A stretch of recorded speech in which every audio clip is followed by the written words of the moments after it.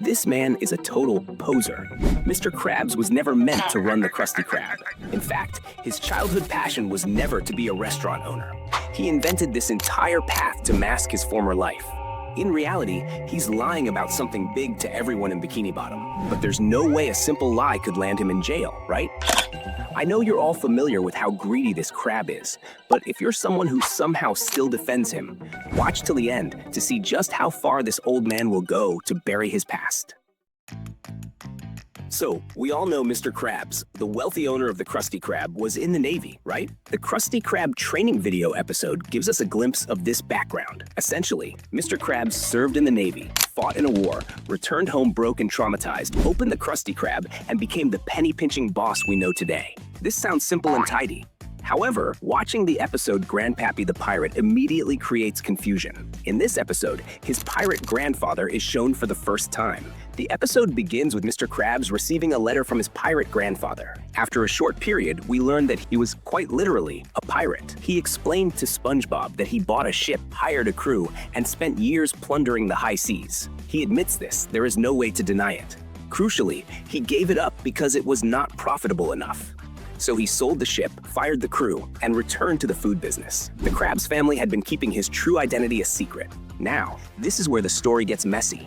What about the Navy artifacts stored in Mr. Krabs' house? What about the time he met his old Navy buddies and received a medal for his bravery in Shell of a Man? And what about the claim that he fought in a war and became depressed? So in simple words, was Mr. Krabs a brave Navy veteran or more of a criminal pirate? We must resolve these problems one by one.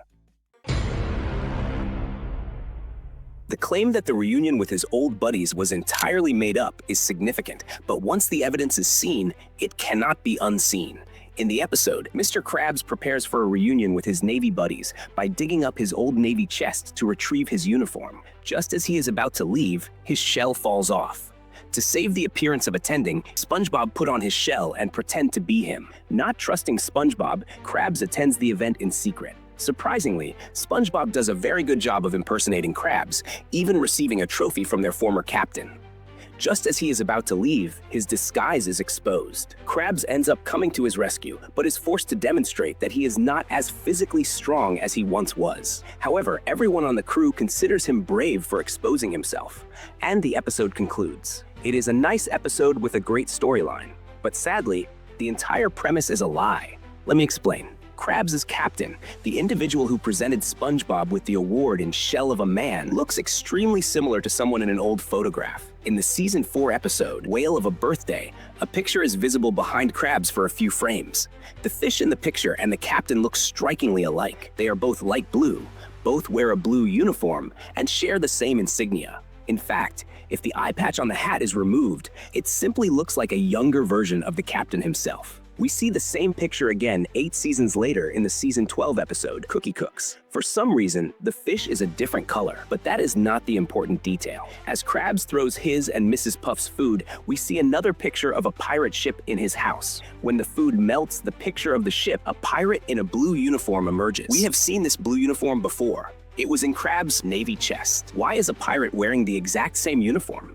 The truth is that Krabs has been lying the entire time about being in the Navy.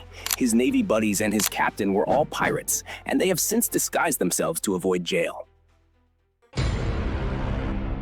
Now, regarding the items in Mr. Krabs' house, just by looking at the things around him, it is clear that this cannot be a Navy veteran's collection. There is a massive number of pirate-related items. For example, why does Krabs have an image of a pirate? Also, why is the pirate a human? There is also an image of a boat in the ocean with a huge skull indicating it is a pirate ship. He even has an image of a chest with the words, "The Spot," written beneath it. He also owns a hat with a skull on it. There is another map with a ship and an X. The final pirate-related item is a map featuring a skull. If Krabs were not a pirate, why would he possess all these things? It is not as if his family, especially his pirate grandfather, visits frequently, considering they rarely appear on the show. For Krabs to possess all this, he must genuinely care about these items, and to care about them, he has to be a pirate. Let's return to the Krusty Krab training video. The narrator states that Krabs fought in a war. After the war, Krabs stayed secluded in a deep depression that seemed endless. But here is the critical detail. He never says what war, nor does he state which side he was on. Considering that pirates often flipped alliances depending on who paid more, this vagueness is highly typical of Krab's character. There's even a chance he fought for both sides, depending on the highest bidder. Or perhaps he did not fight at all. Maybe the entire story is fabricated. Remember, the KKTV episode is just a mock training video for new employees. There's no guarantee that any of it is factual. For all we know, it is just another smokescreen that Krabs invented to bury his pirate past and appear as a respectable businessman. The more closely you look, the more cracks you find. We should remember that Krabs is a deliberate liar, and this is built into the main plot. He constantly lies about the secret Krabby Patty formula. In the episode Enemies-in-Law, he claimed the recipe was an old family recipe.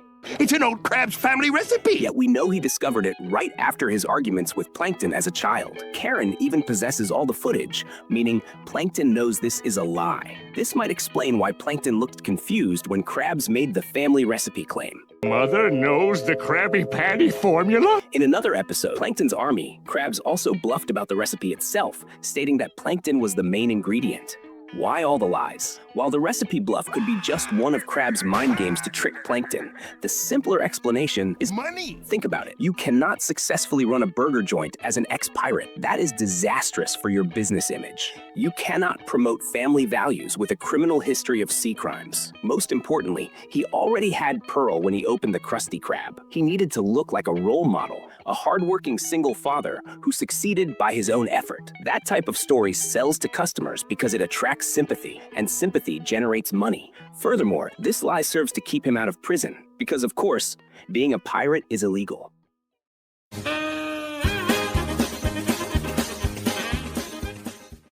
Let's clear up a few things about Mr. Krabs' past. First, his father. People always ask whether he ever appeared and if he was actually a pirate. The answer is yes on both. In episodes like Senior Discount, we see that Mr. Krabs' father had a fairly decent relationship with his son. But if we look back to Krabs' own childhood in Friend or Foe, his father wasn't around. Since his grandfather spent much of his time at sea, it's likely his father was off doing something similar. There isn't much to say about him. He only appears in a couple of episodes, but all signs point to him being a pirate. The influence of his entire family left a lasting mark on Krabs, guiding him toward continuing the family legacy. And even today, his father seems to blend in with ordinary clothes, likely a way to stay under the radar and avoid any trouble with the law. Now think back to what I said earlier. Krabs never wanted to run a restaurant when he was young. He grew up inside a full pirate family. That environment shaped him from day one. His grandfather plants the seed when Krabs is still a baby, and from then on, the path seems obvious. In Camp Crossbones, young Krabs spends his time playing pirate nonstop. That influence never leaves him. Even as an adult, whenever treasure enters the picture, the pirate instinct switches on. For instance, in the Season 1 episode, he grabs a treasure map and instantly calls SpongeBob and Patrick his crew.